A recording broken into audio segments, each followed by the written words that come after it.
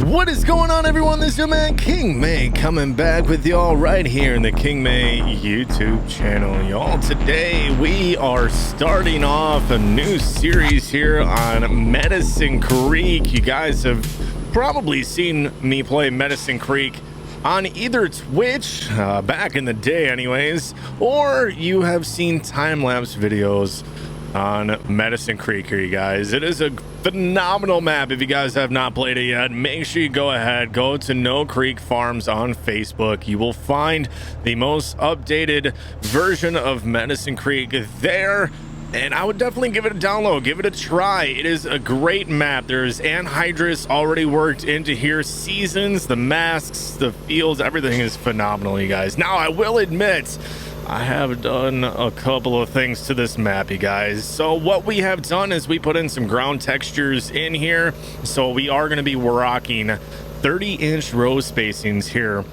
on Medicine Creek. Now, aside from that, we are also going to be testing out another thing. So the ground textures only work when we go to plant, but once the crops start coming in, they come back as their, well, kind of designated grid. Now, we went ahead and we tried. I found something from JHHG modding on his Facebook, you guys.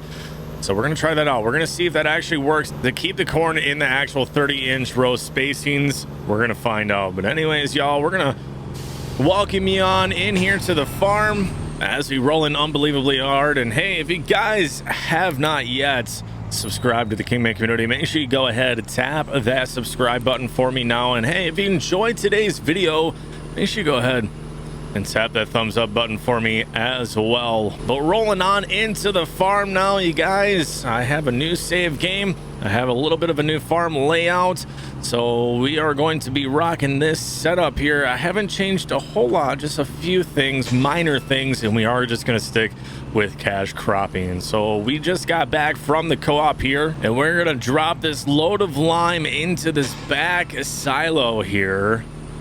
I'm just purchasing lime by the truck load, and we're going to bring it back, and that way we have something to just kind of keep refilling from and get our liming done here this spring, and obviously the springs to come. All right, getting ourselves unloaded here.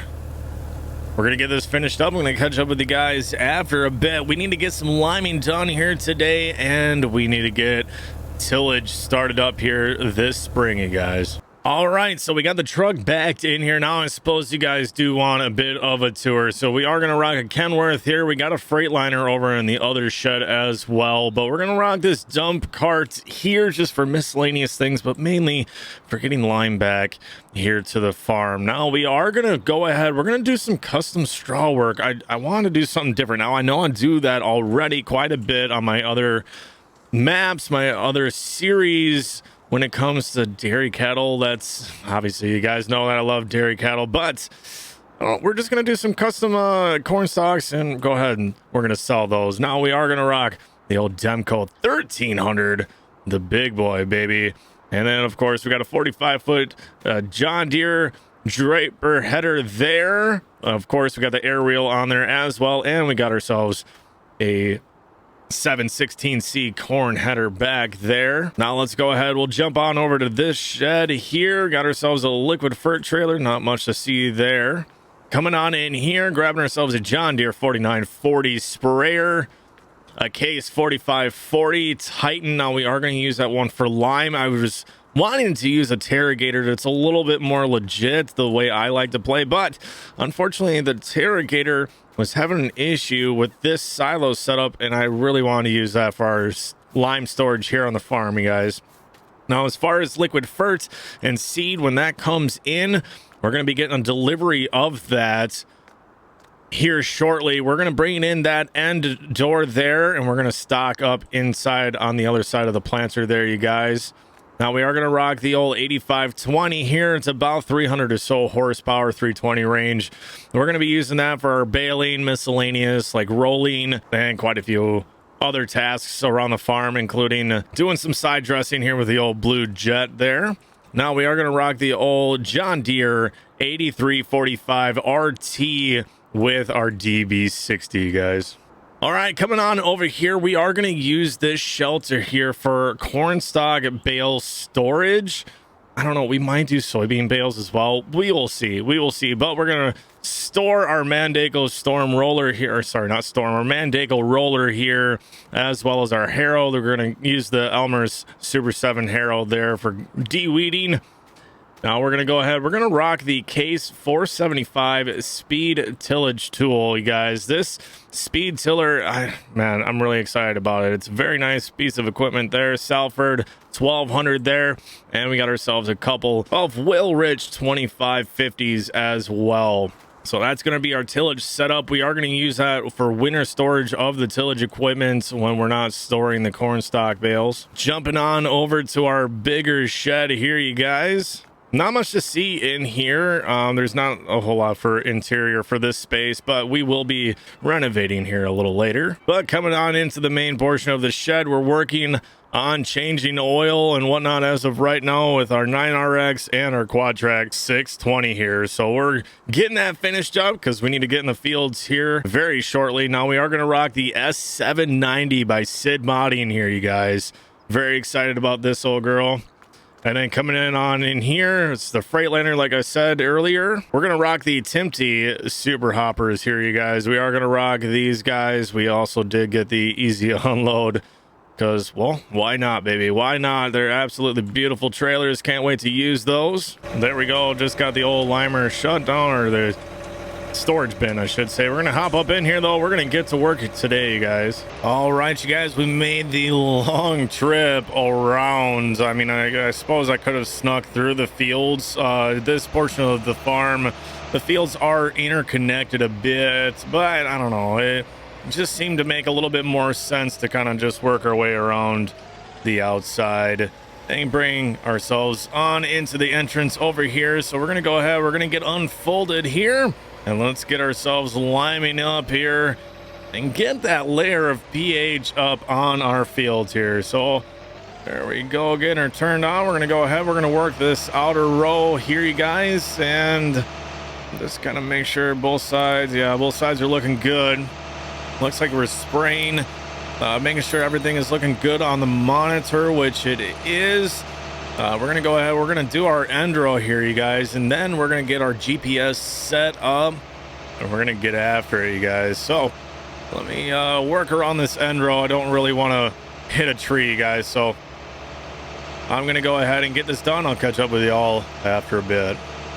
All right, you guys, we just finished up the old end row here. Now I think we're going to go ahead. It doesn't really quite matter. We're just kind of wrapping around right now. Let's go ahead here. And we're going to get our GPS set up here. All right, snapping one line. There we go. I figured let's just go north and south. And we just got locked in. There we go. So we got our GPS rocking and rolling. We got the outskirts of the field set up. Now I am going to work to the left here. We're going to get this side of the field done over here. And then as we work that way to my right, as we do that, we are going to have to get into some of the other fields, and we can kind of just work our way back to the farm.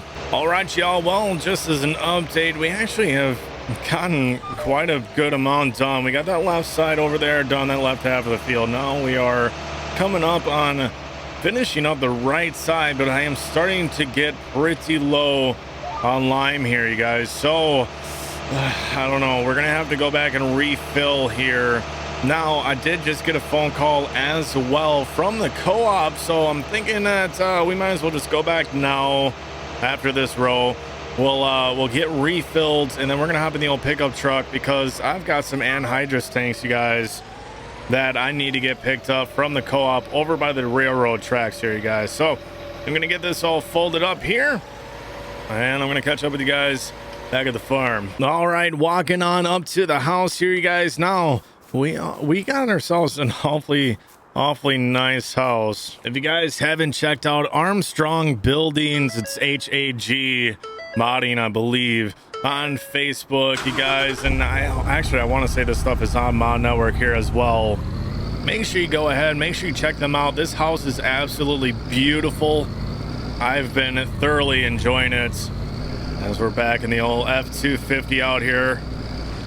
We're gonna go ahead, we're gonna head on down to the railroad tracks here, and we're gonna grab that anhydrous tank, and we're gonna get that back to the farm here. We're gonna be doing some anhydrous application and kind of seeing how that affects our nitrogen levels here on Medicine Creek, you guys. So I'm gonna head on down there. I'll catch up with you all after a bit.